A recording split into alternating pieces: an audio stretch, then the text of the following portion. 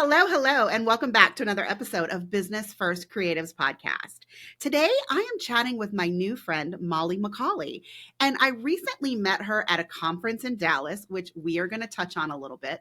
But Molly, thank you for joining me and welcome to the podcast. Thanks for having me. It's funny. So I saw her on stage, and we're going to get into what she spoke about in a few minutes. But when I went on my deep dive that you all know that I do when I'm looking at my guests, that is when I discovered that Molly is actually a photographer. So we are going to start there. Molly, what did your journey into being a photographer look like, and just being an entrepreneur in general? Sure. Yeah, it's funny because I think so many people who are creatives in one way or another find themselves falling into needing a business or needing to build a business. And I do not come from a family that is focused around business. I come from a family of educators. Me I too. both of my parents were teachers, but my mom was an art director and art teacher. So from a very young age, I was encouraged to be creative. I often used creativity as a means for survival. I have multiple learning disabilities. So for me, going through school was really difficult. I worked really hard for average grades. So creativity, art, extra credit, all of those things really allowed me to continue to pass through school and college and survive those mechanisms that aren't necessarily built for everybody to succeed in. And my mom always had us in art programs or always had us doing creative things. I actually grew up with a dark room in our house. I Ooh. did not know this until I came home, to visit them one year from college. I had no clue. That's where they used to hide our Christmas presents. So she obviously never wanted to tell us. But yeah, I always just had, my mom's a goldsmith. She makes custom jewelry. My sister's an interior designer. We've all just kind of thrived in that space. So my interest in photography stemmed from also my interest in fashion. I wanted to be a fashion photographer. So I worked in fashion for a while. I have a degree in design, retail merchandising, and photography. Worked for a fashion house in London for a while, moved back to the States, moved to LA to help some family out with 2 suitcases with no intention of staying there. And I built my business there while I was working for family. And ultimately, I went back and got my master's in fine art photography because being from a family of educators, I was going to educate. I was going to be a photo professor or whatever that looked like in that capacity because I didn't know that I was a business person. I'd never thought of myself as a business person. So even though I was shooting weddings or I was shooting lifestyle influencers in Los Angeles, that was fun money. I never thought of that as something that I could build something around. I didn't trust myself. I didn't really believe in myself in that way. So for me, the traditional route was going to be the easy one by getting a master's and falling into that system. My path to being a photographer was very different than yours. I was a Mm, professor before I opened my business, and okay. photography was like my escape. Once I had Chloe, my one and only child, I had no desire to go back to a classroom because I knew once I had her that we were like 90% sure we weren't having any more children for a various amount of reasons. But I was like, I really want to enjoy this one that I have. And so, what can I do? So I Yeah. stayed at home for a few years. And then when we were putting her in preschool, I was like, okay, time to go back to the real world. How am I going to make money? And the funny thing is, even though I had never considered myself a business owner, I was considering very business things. Like I was considering getting a real estate license. Mm. I contemplated opening up my own daycare. And I only really fell into photography the way that a lot of moms do. And I was taking these pictures of my kid and they're awesome. And so now I want to take pictures of other people. So but you and I do have the teachers in common. My mom and my stepfather are both math professors. My husband's parents are both K through 12 educators and administrators. So we are a very education based house. But Yep. my daughter is very much like you. She is dealing with some learning issues. She loves fashion. She is super creative. And so I am really grateful at this point that I am a photographer and that I ran a successful photography business for over a decade, because that kind of gave me the insight that no, I am not going to make Chloe go to college if that is not her decision. There are a lot of other different paths that she is going to be able to take.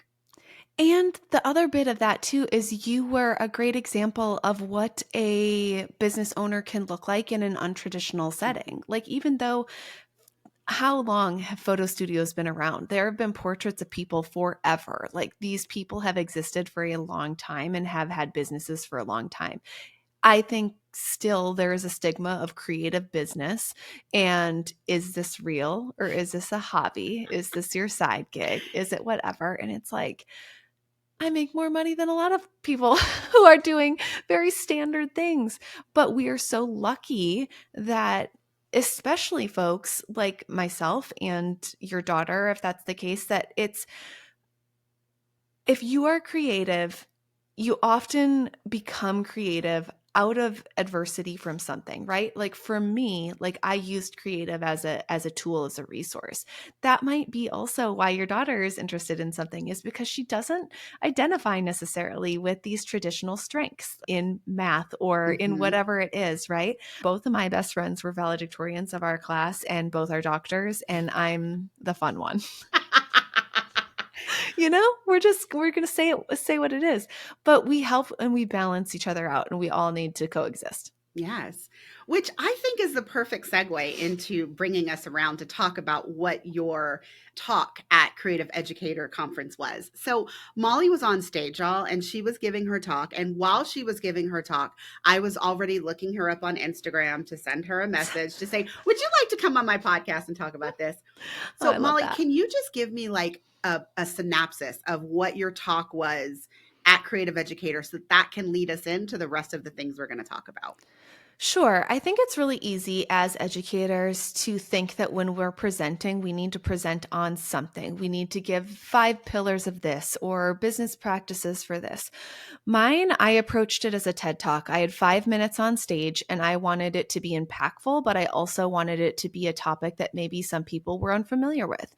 So for me, I really tapped into my recent diagnosis of being neurodivergent. The past 3 years, I have continued to learn about myself and learn why I am the way that I am and why I do what I do, but also just those characteristics and how they lend to successful business owners, whether creative or not. I wanted to showcase examples of neurodivergent folks who have built empires and who have built very successful businesses and or careers for themselves.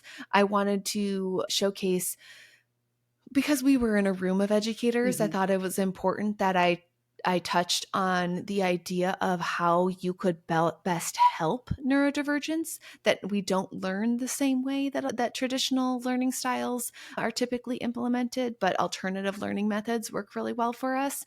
And again, everyone's different, so really just being open to the idea of exploring different ways to learn and teach as a creative educator, whether you're a coach or, I mean, we had folks that were in finances Mhm. there. That is my nightmare. So, like, for them just to be like exposed to what I was saying, maybe they'll look at how they're approaching, or maybe they'll provide different resources for folks maybe who are more visual learners and can't look at a chart. So yeah, I think it was just really interesting to come in with a little gusto and, change up the dynamic a little bit, but really just talk about the differences within people in general and how we can be more accepting and open and accommodating to those who might not be neurotypical. Yes. And I will say, so sitting in the audience as an audience member, you really did make me think. You made me think about a lot of things as I was sitting at that table for only the 5 minutes that you spoke. When I was a professor, I did think a lot about the different ways that people learned math, because math is something that a lot of people hate. And so even if you don't have a learning disability, it takes a lot to get people interested enough to kind of, push aside the math is hard and I'm not Yeah. capable of doing it. And then there's people who have true learning disabilities, and that, showing them an algorithm on a board is not going to get the material to stick for them. But I feel like somewhere along the lines between me being a professor and now teaching people about systems and how to, grow your photography business and all the things that I've been doing as an entrepreneur and a photographer educator, I was like, I think somewhere along the way I lost that thread. that thread of thinking about how other people learn differently. Now, I do present my material, in multiple ways, but you also got me thinking about myself because I am not diagnosed as a neurodivergent person, but I have begun to wonder in about the last 2 years whether or not I actually am, because the ways that, And most women are yeah, diagnosed later in in our life 40s, yes.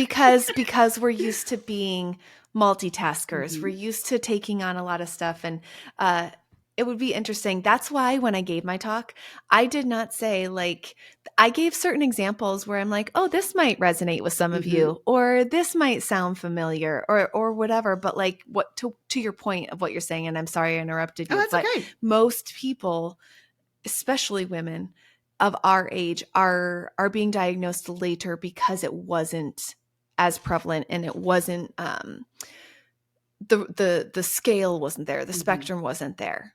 And I also think in my case, I was very high performing. And Mm, so, when you're above the class, I graduated high school a year early. I did a lot of things. When you're up there, yeah. no one really looks at you as being neuroatypical. Like that's not a thing.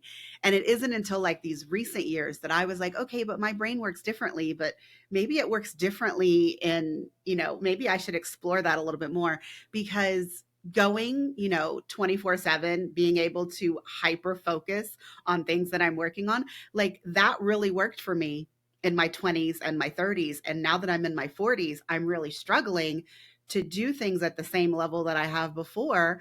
Yeah. But the question is, was I really performing high before because of those things, or was there something else kind of like, Did you lingering have under the really good surface? coping I mechanisms? did. That's I the other think I thing. did. Is like for me, I had a photographic memory. So really truly one of the ways I got through school was by cramming the night before and right before the test, memorizing the content, but I was never able to retain it. Oftentimes on tests that required me to read, those were ones that I was definitely going to fail. Like, and I'm not saying fail like in a funny, like, oh, she got a B minus. No, fail. F. Like F. Like F, fail. Um, those are all things that like you just don't think. And when you say earlier about missing the thread, maybe now, it's probably not even missing the thread, but I think that when I'm thinking about somebody teaching math and somebody teaching photography or creative business, I think I would think about that differently. I think that I would think about math in a more straightforward way, and in the creative way, I think there's a lot of room for fluff, and there's a lot of room for personalization, and and I don't think it's classified in the same way. But again, that's why I think so many neurodivergent folks are creatives, because we thrive in this space. We do really well under deadlines. We do really well with creative problem solving or alternative thinking in ways that most people who are very math or tradition focused, like I have a lot of friends who are so logical that they cannot comprehend what comes out of my mouth sometimes, and they're like, but that's not the formula. And I'm like, cool, I'm not working with that formula, I'm working with my own. You know what I mean? Like there's not one way to any destination. So it's interesting that you said that you thought you're missing the thread. It's probably it's just a different thread. I mean, and even teaching math, I feel like I did teach math in a different way. Like instead of just giving what we would consider to be the formula or the algorithm, I always spent a lot of time thinking about why people wouldn't be able to understand it, and then Mm, trying to explain it in a different way than they had probably heard before, particularly when it came to statistics. That was like my favorite math to teach because it's up for interpretation. There are statistics everywhere out in the world. And so mhm. people were always more interested in hearing me talk about statistics than like algebra.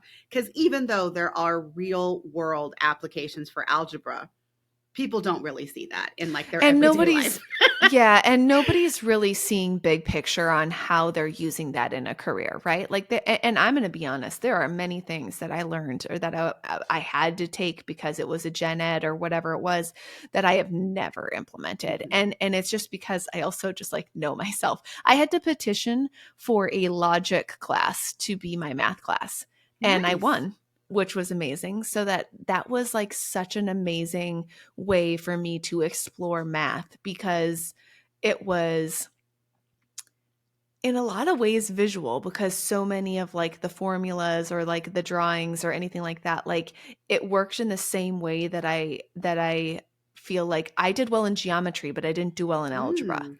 Do you know what I mean?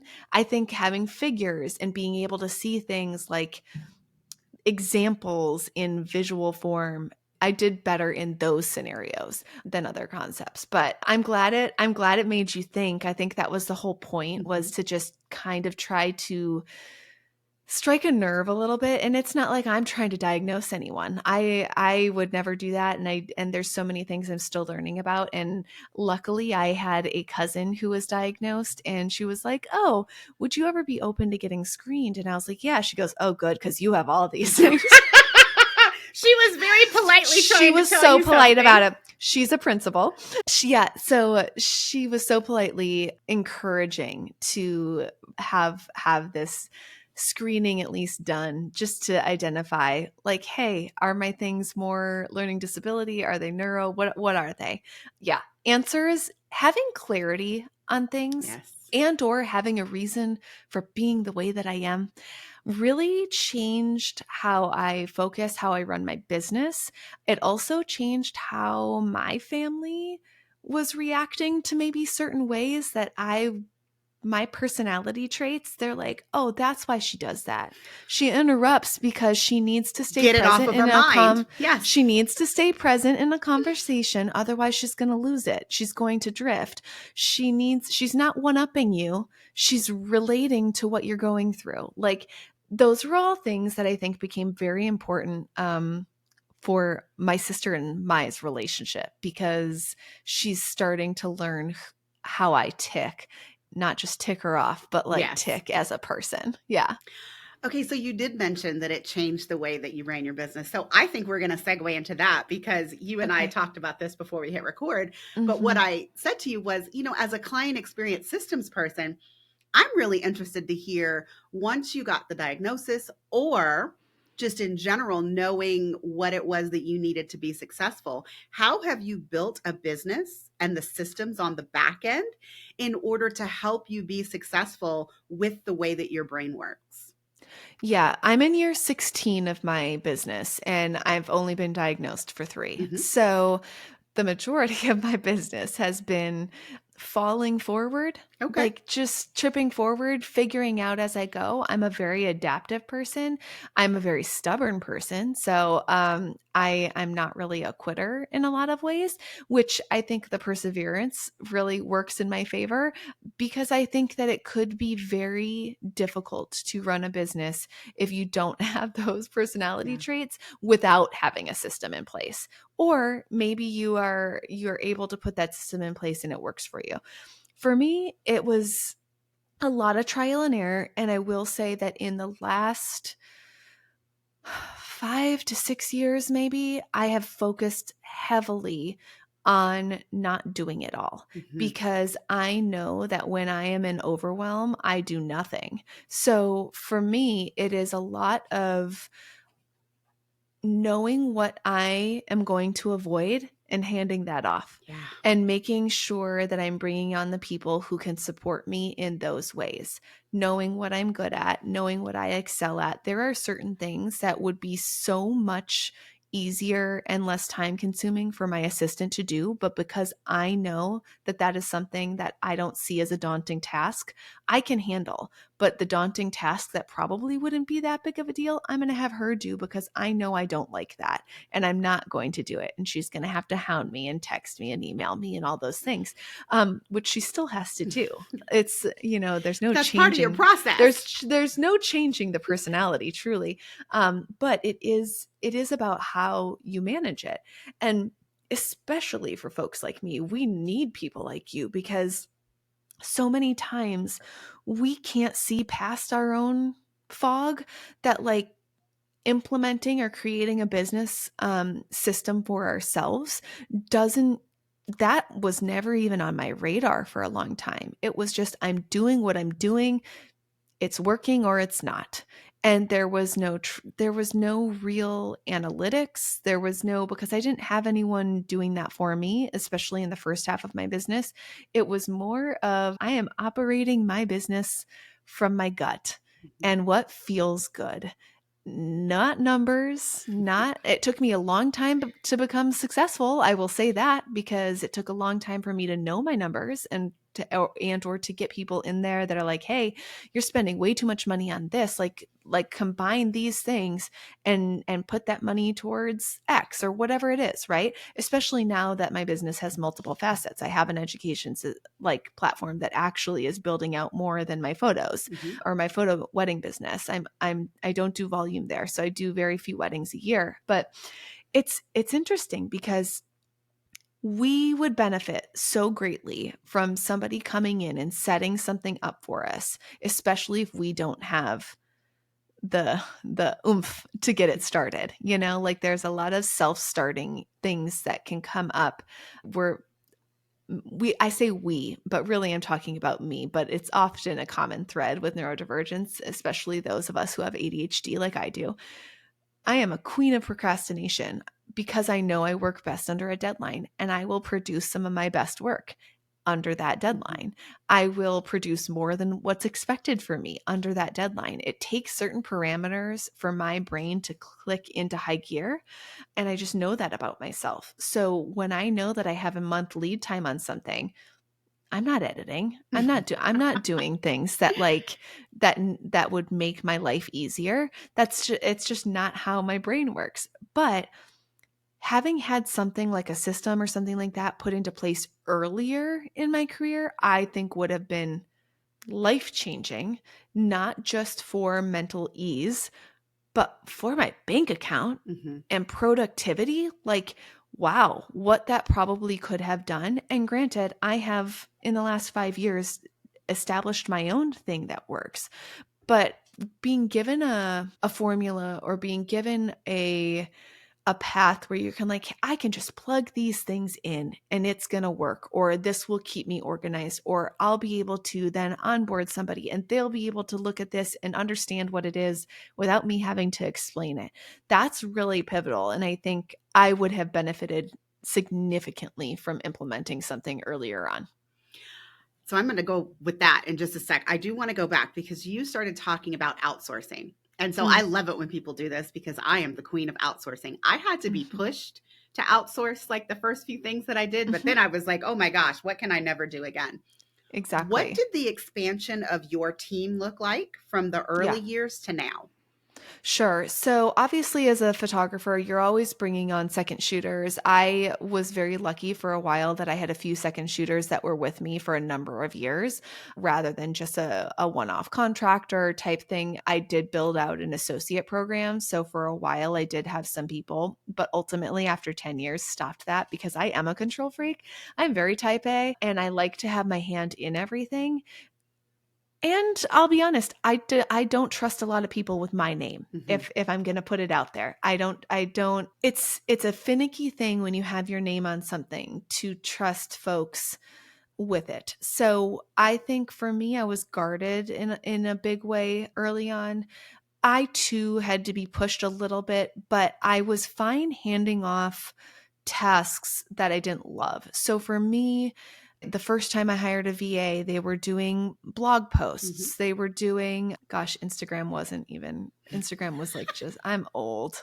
I'm old I'm too. You know old. this. So. Oh man. So yeah, it's just one of those things where I think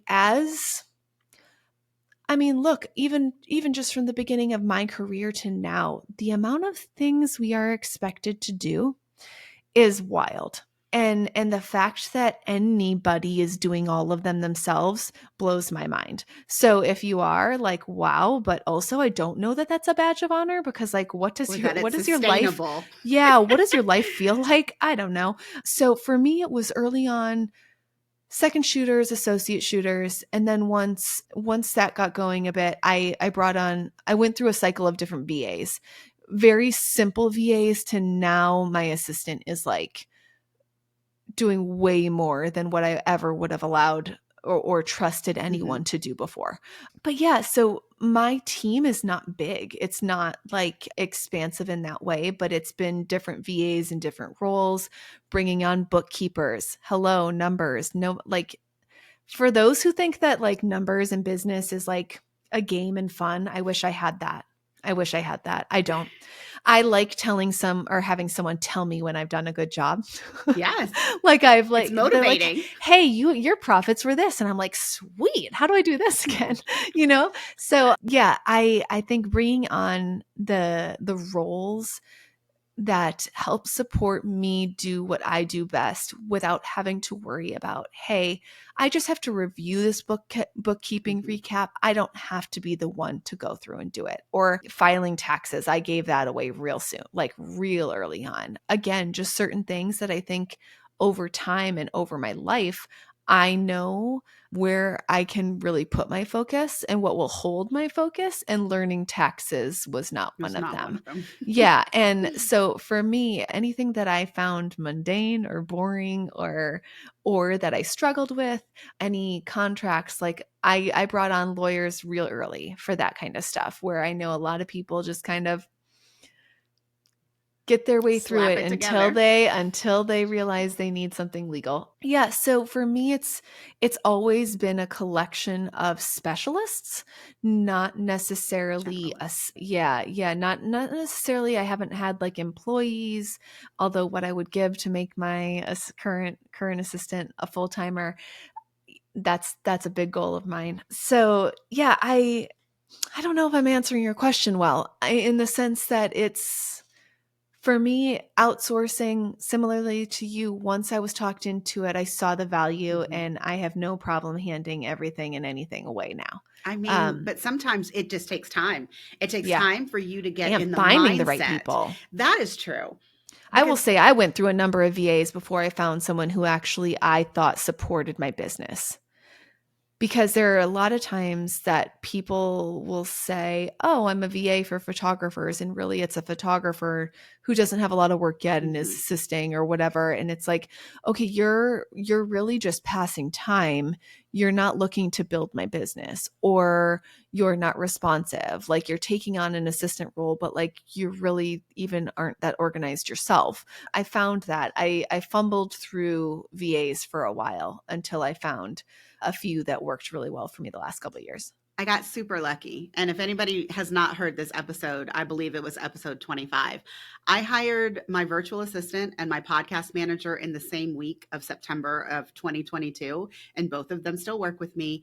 And Sarah was so much more than I could have expected in a virtual assistant, because not only does she do like some of those what we would consider to be mundane tasks, Hmm. she is capable of doing client generating work for me. So when I do Dubsado setups, in particular, she is capable of going in there and getting all of the pre-work set up so that Love it it. saves me hours on the front end, and I am just going in there to implement the strategy. I mean, that is, I would pay any amount of money to keep her Yep. forever in order to do that. But like I got lucky. And I say that all the time because a lot of people do go It through is trial multiple error. VAs. Yeah. It's trial and error, but when you find the good one, you're like, please don't leave me. Please don't leave me. Or if you do, please give me plenty of warning so that you can train whoever's coming in. Like I'm like, just don't. Just Just don't don't. leave. Just please don't leave. Yeah. I mean, so I want to go back because you said something interesting, but I wanted to like follow the outsourcing Mm, thread first. One of the things that you said was that it would have been great if you'd had someone to come in and like give you the systems earlier in your business. So I'm curious, Molly, why didn't you do that? Is it number one, that you felt like it wasn't necessary?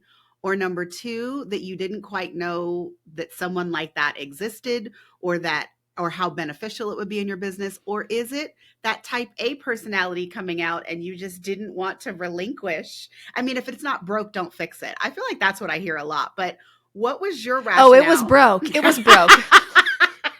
She was broke. Yeah, no, for me it was more of like, and let's be honest, we have been in this past 16 years of the evolution of the people coming in and developing Yeah, systems for you, right? Like when I started, I don't know that there was I necessarily a don't think so. lot of people implementing systems, but touching on what I talked about earlier, I did not take it. Pains me to say this, but I did not take myself seriously as a business person for the first 5 to 6 years that Mhm. I was photographing weddings. I always had another job. I always had something else going on. I didn't think of it as a side gig. I thought of all my other things as side gigs to the main thing, but I didn't put the practices in place. I did not trust myself as a business person. I thought you needed to have a business degree, or you needed to have, I don't know, you needed something. You needed something to call yourself a business person. I did not feel that about myself yet. So for the first third of my career, I just didn't, I wasn't looking for it because I didn't think about it. I didn't think of myself in that way. When I was starting to look for it, finances came into play. Who can I afford? If I can't afford, okay, I'm doing a DIY. Like everybody who grows a business, you do it until you can do better, right? And so for me, it was a lot of trial and error. And I will say I spent a lot of money on a lot of things that didn't work. I spent a lot of money on a lot of people who were bad investments. And when you're starting and growing, those investments hit harder because you don't have as big of a pool to pull from.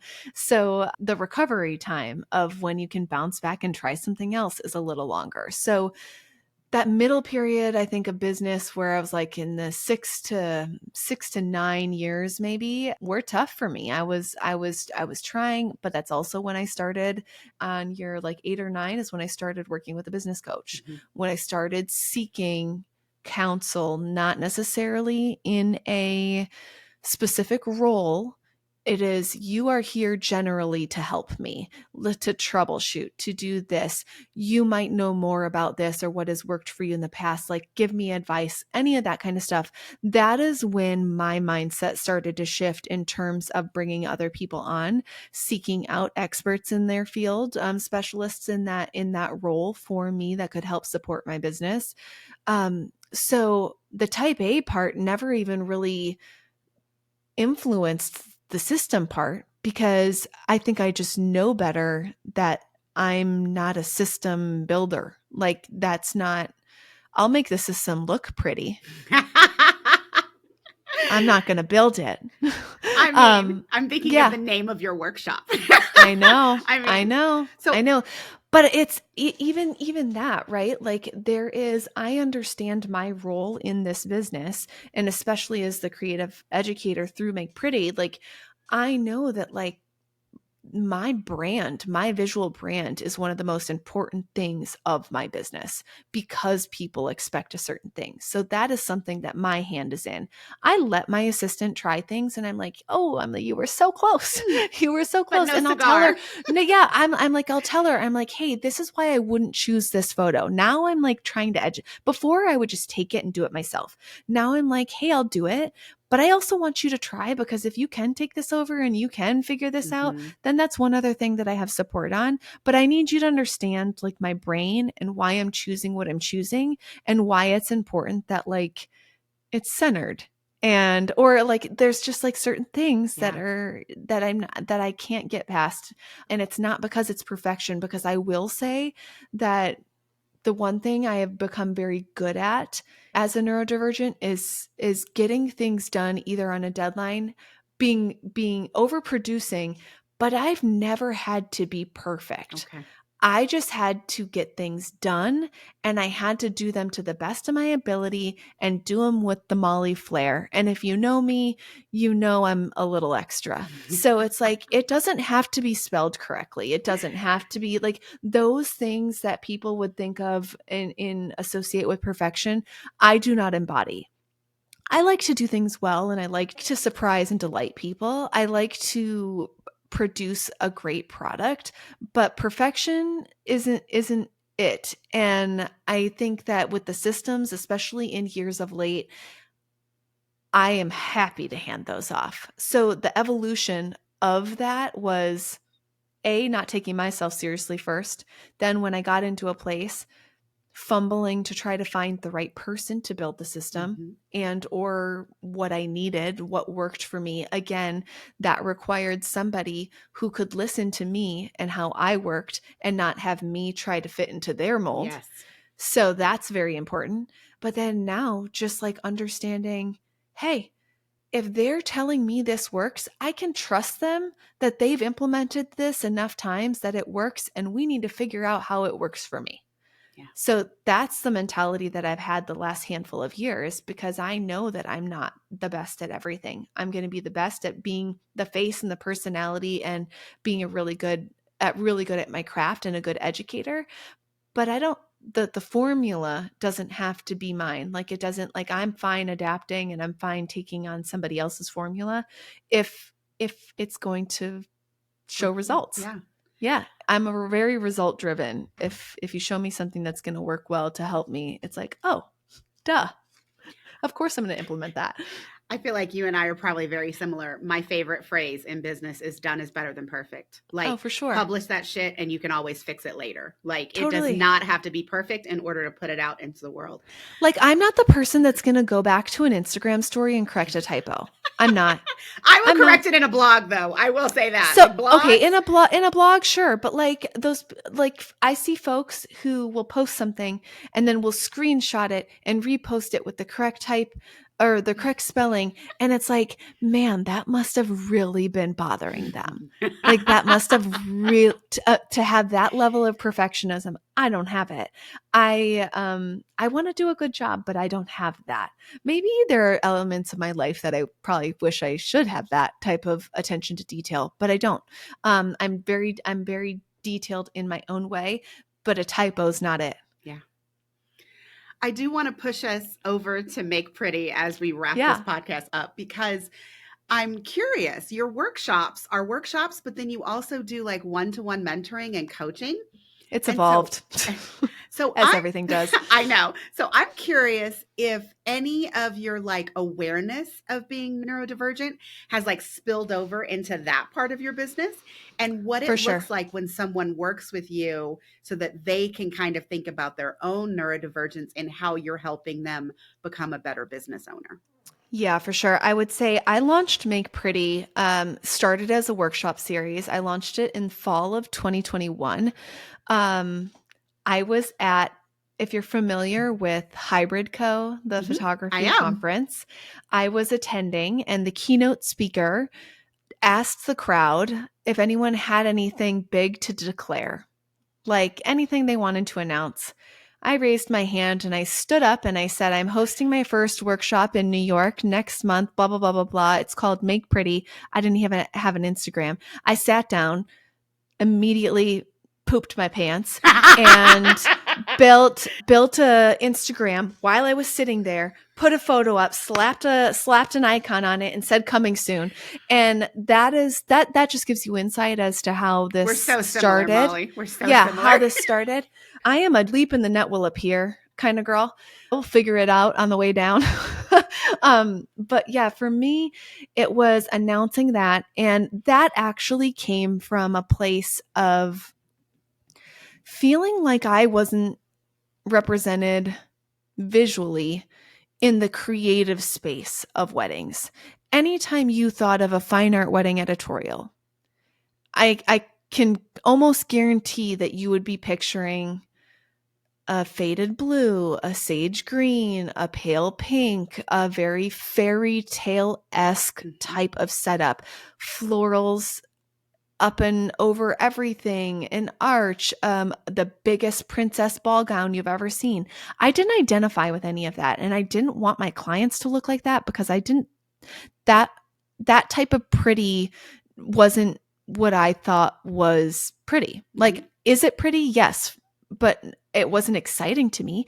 And from a fashion background, I wanted something more interesting. For those who speak wedding, I'm going to identify more with a Danielle Frankel gown than I would maybe a Haley Page gown, something like that. You know what I mean? That does hit for me. Yeah, so you know. And anyone who doesn't know those, just look up those two designers. You'll understand the very visual, and they're both great, but very visually different. So for me, I created Make Pretty out of a lack of what I saw. I created an editorial workshop that I wanted to attend. So for me, it was very pointed aesthetics, very fashion forward, but focused on fashion that was interesting, not something that maybe they had already done or shot or seen or would look like you were at a workshop with 30 other people. That the other part of that is I work really well in small groups and I thrive in a small group setting. So it was important for that to be small. I limit my workshops to 8 people, Okay. where a lot of times these have 20, 30 photographers that you're cycling through stations at. I wanted it to be a very hands-on learning experience where they felt safe and open and had enough time interacting with me that they felt comfortable enough asking questions as they went. If they need help with posing, do you guys want to see me go through a 5-minute posing sequence? Like if I have only 5 minutes with them, I'm going to have them do these things, but they're a little more edgy than what you might think of holding each other around the waists and putting our foreheads together. You know what I mean? Like, Yes. let's like look beyond. So it started as that. And I think from that, I noticed the pull from attendees that wanted more learning. So I developed a couple different, I had like a hot seat call, which I still offer, which I think is honestly one of the most crucial, like, and just impactful ways that you can get through stuff. If you can't hire a coach or an educator, find somebody who can just do a brainstorm with Yep. you or a VIP day or something where it's a single investment, but like, man, can you get some work done, Yes. especially with someone like a brain with me, like ours, like it's just, it's wild what you can come up with. So I offered those. And then I offered a 3-month mentorship because I believe I can get a lot more done under a tighter timeline. Mm-hmm. Again, I wasn't about to build something out that was going to be a year long because it didn't support me or how I felt I learned best. So I wanted to offer things that would have supported me so that folks like me maybe felt supported. So these little sprint mentorships, I would have people and then they could renew or they could not. And it worked really well. But from there, I realized I was giving so much time away and spending so much time with singular people Mm-hmm. that I wanted to reach a bigger audience. So a year ago, in May, I launched my membership, Okay. and that's where my founding members were like, I had 47 founding members. It was wild. So it's like, it's been a very collaborative community. They're very engaged. It's small, but I do appreciate having that group learning and the ability to reach more people. So the one-on-one mentorship is definitely more of a luxury item, I would say, that I offer. And the workshops and the memberships and the creative, like the visual intensives that I offer, which I don't know if you saw that, but I I do a did. lot of visual intensives for folks that help them create a cohesive online experience for their clients. Those are where my focus is because I have seen the biggest impact there. Yeah. I mean, I love that you said all of that because I feel like when people are getting started in education, it's easy for you to try to develop something that you think someone else wants. Right. But I think it's way more impactful if you start with what you would have wanted when you were Mm. earlier in your business. Because if you would have wanted it then, chances are there are still people that Yep. are currently following you in your audience, all of that good jazz that Fill the would benefit gaps. from that. Yeah. Yes. Fill the gaps that you see or that you wish you would have had, right? Like, so for me, it started with workshops. And honestly, the workshop stemmed from me doing 3 editorials that I designed for myself because I wanted to revolutionize my business and change my pricing and change the type of client I was attracting. At that point, I was almost a decade into shooting weddings in Southern California, and Southern California has a very specific type of aesthetic. Mm-hmm. I no longer associated with it. So I needed to create something drastic. And by doing those 3 editorials just for myself and doing my own overhaul and doing my own stuff, I was like, man, like I wish someone would have done this for me, or I wish this would have been available, but like I created it for myself. So if I can be that bridge for folks who don't maybe have the money to invest $10,000 in a custom website, maybe we're okay with a template. Like I'm great with a template, but let's make it look really good. Let's make Mm-hmm. all of your platforms look really good. I know a lot of people give workshops and styled shoots they get a bad rap because a lot of people do them and they don't do them well. Mm-hmm. So again, another reason to fill the gap there in terms of providing a really great experience, not just great imagery, but a great Yeah. experience. And that imagery, that is where you go and you play and you explore and you decide, like, maybe that changes the direction of your craft and your business because you loved X so much. You loved shooting this so much. Or like my upcoming workshop is a same-sex workshop. I don't see anybody offering that. And for me, it's important that you not only be able to shoot Heterosexual couples. Yeah. white straight couples. I focus on diversity. I focus on really filling the gaps in your portfolio. So I think it's important that people maybe not give styled shoots so much of a bad name, but I think it's important to recognize the purpose that they serve and that they do provide value in even if it's just learning how to use your camera a certain way, not experimenting on someone's paid wedding day, Yes. but this gives you the outlet to do it, right? You took the word out of my mouth, Molly. I was about to say, this is a great time for experimentation. Well, that's Yes. the thing, is learn what you like. I often talk to people. One of my signature talks often is developing an aesthetic point of view. And right, that's a fancy way of saying your signature style, right? Like figuring out what works for you. What do you like? Not just replicating what you see industry leaders doing and what you think you're supposed to be doing. Do you think you're supposed to be doing blurry photos or Dutch angles? No, because if it doesn't resonate with you, why would you? So just being able to experiment and play, that not only tells you what you like, but it also renews your creativity that you then get to take back to your clients. And I think a lot of people overlook that. And I find immense value in that. And let's be honest, like you said earlier about creative educators, even just implementing systems or trying something because they think they should, or it's the next step and they've seen somebody else build it. Not everyone's meant to be an educator. Just because you are good at your craft doesn't mean you're a good teacher of that craft. Ding, ding, And ding. I feel fortunate that being raised by teachers and being a loudmouth and a leader in general, I fall into being a good teacher. And I can finally say that about myself. I feel confident in saying that I am a good teacher, and I feel good about the guidance that I have given my students, my Vault members, any of my clients. But not everybody's meant to do it. And to your point, like finding the thing that will fill the gap, especially if you're using education as a supplemental income stream, not just because you love educating, but if you're looking to make money, you need to provide something that is going to sell. And that is going to be something that is not a carbon copy of everything else. Yes. Okay, You guys. know, I could go off just I forever. know. I get on a soapbox and I'll go. I'm like thinking to myself, there is a whole nother tangent that we could take after you said that, but we are going to wrap up this episode. Yeah. And I think I'm just going to invite Molly back A part two. We'll do a part two on education. But what I do want to say is that I love attending Creative Educators every single year.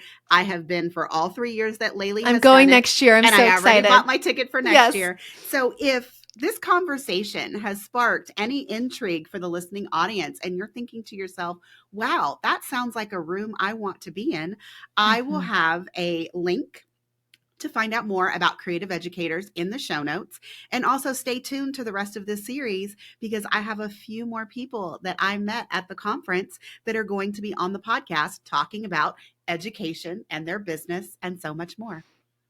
Molly, it was great to have you on the podcast. Thank you so much for coming. Thank you so much for having me. It was so fun. And thank you for opening up the opportunity also just to share some insight on what makes Neurodivergence amazing creatives, because we really are. Yes.